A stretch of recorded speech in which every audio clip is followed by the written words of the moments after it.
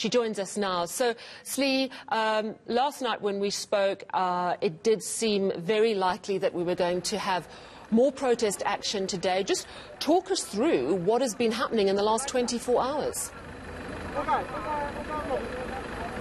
What hasn't happened here, Sally, I think, is actually the question, because it's been yet another volatile day here on the N3. In fact, it seems as though police or law enforcement think the situation is under control enough to let some of the traffic through as quickly as possible.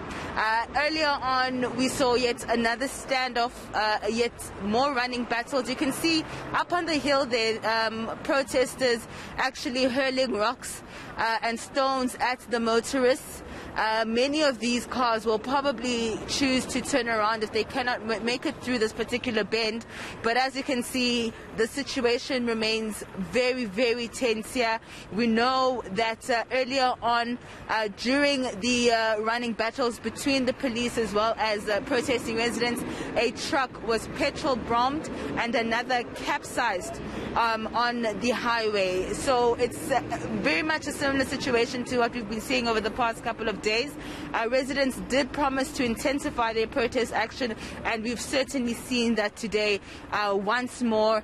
Police are once again having a very difficult time trying to keep the residents up on top of the hill, the protesters specifically, but they seem to be outsmarting and outmaneuvering some of the law enforcement officials at every turn. But let's just take a listen, Sally, to what the spokesperson from the Free State Police Services had to say around the situation over the past couple of days.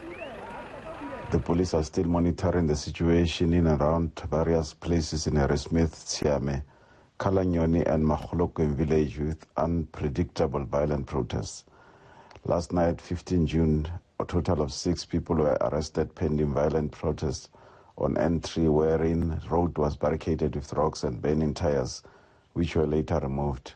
The protesters were also throwing petrol bombs towards the oncoming traffic and police. The suspects will be expected to appear before Harrismith Magistrate Court on Friday, 17th of June 2021. Some of protesters were carrying old corrugated iron sheets used as shields approaching police on the road. N3 was closed for a while for safety of motorists. Later, the police managed to disperse the protesters and the road was open again.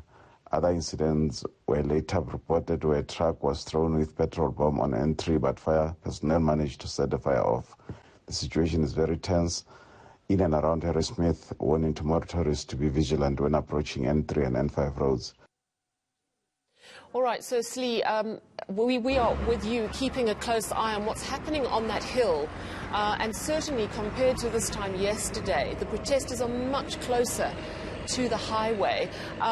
Talk to us about that incident with the truck that was burnt out. Was that as a result of someone on this particular stretch of road throwing a petrol bomb at the truck? And when did that happen? I'm just trying to work out if it's safe at all for this road to be open. It's really touch and go, Sally, I must say. I think motorists should be advised to try and take alternative routes if they can, because you just don't know when it's going to spark up again. You know, you think at one point law enforcement has everything under control, and then all of a sudden they're outsmarted or outmaneuvered, and you find a situation where that truck was petrol bombed.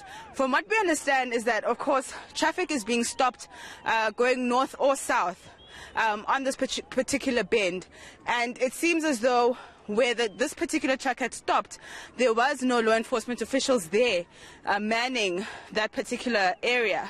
And what happened was that that truck was then petrol bombed, and then another truck just down the road, which was coming from KwaZulu-Natal going to Johannesburg, was also trying to make it past this stretch, this particular bend and this stretch of road, and then it capsized because it was trying to turn around because of the rocks and the stones being hurled at the motorists. So at this point, I think because some people just don't have an alternative route, they are trying to wait it out, trying to get word from law enforcement on when it is safe to pass through the bend.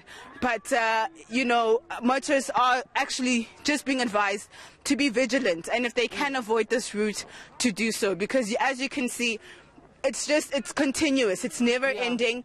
As soon as you think the situation is under control, it sparks up again. Yeah, absolutely. And I'm just looking at the pictures, and it sounds... Yeah, it sounds like the police are issuing instructions, and there's quite a sense of energy and tension.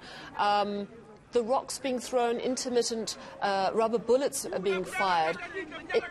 What is the actual plan? Because at some point, someone is surely going to break through, or a rock is going to hit a moving car. What is the plan going into the evening to keep this stretch of road safe? And I can see that you, with your camera and your colleague, you're getting very close to what is going on. So just talk to us about what you're seeing and where you are right now. Right now, we're just trying to give our viewers a picture of exactly what's been happening here for most of the day and the past couple of days. And as you can see, while law enforcement has actually today tried to bring more backup in, tried to bring more Inyalas in, the numbers of the protesters are just so many. And as you can see, they move up and down this particular hill, trying to dodge the police, the rubber bullets, the tear gas, as well as the stun grenades. I'm seeing 2 Nyalas to my right as well. The plan for the evening, Sally, I can't even tell you, because all we know is that police officers have their hands full right now. They're going to have to remain here. You can see now that they're trying to open up the road again. Traffic is moving in both directions. How long that's going to last for remains to be seen, but you can see that police have managed to push the protesters far back enough to be able to open up the road once more to allow traffic to flow. But whether this is going to last is another situation altogether, sadly. But as you can see, the road once more opened up. For how long, we don't know. Yeah, absolutely. Certainly a very tense situation, and thank you so much for bringing us this live coverage right in the thick of things.